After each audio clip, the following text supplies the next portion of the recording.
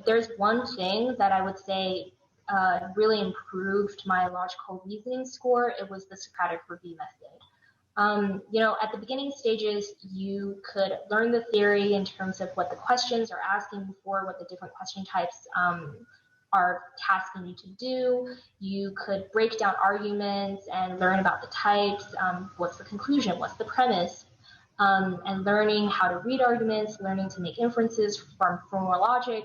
But as you get closer to the higher end of your score, your goal score, you're going to start seeing that you're not getting questions wrong necessarily because you don't understand the question type or because you haven't read the argument, you don't understand the argument.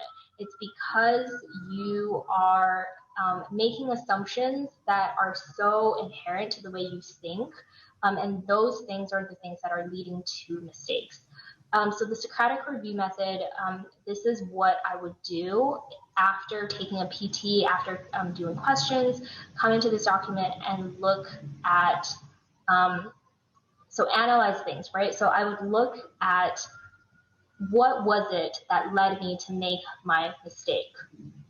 Was it that I didn't read the passage correctly? And then I would ask myself, did I mistake the conclusion for the premise? Did I think that the sub-conclusion was the actual main conclusion? And is that what led me astray? So if it was that, then I would write myself a little note.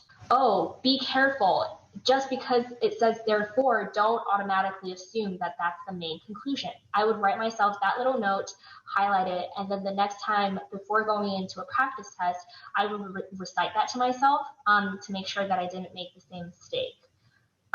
Sometimes the mistake would be stemming from the question stem. So it could be because I just didn't inherently understand what the question stem was saying. I could have confused a necessary assumption question stem for a sufficient assumption stem. So then I would write myself another note, okay, so review differences between sufficient assumption, necessary assumption.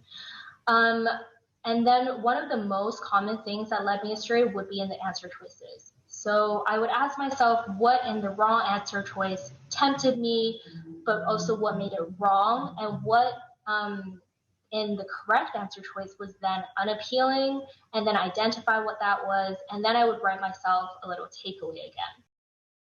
Thanks for tuning into the show. Please subscribe if you haven't done so already to be notified of new episodes as I release them, and feel free to reach out if you need anything at all as you move forward with your prep. I'm happy to help however I can.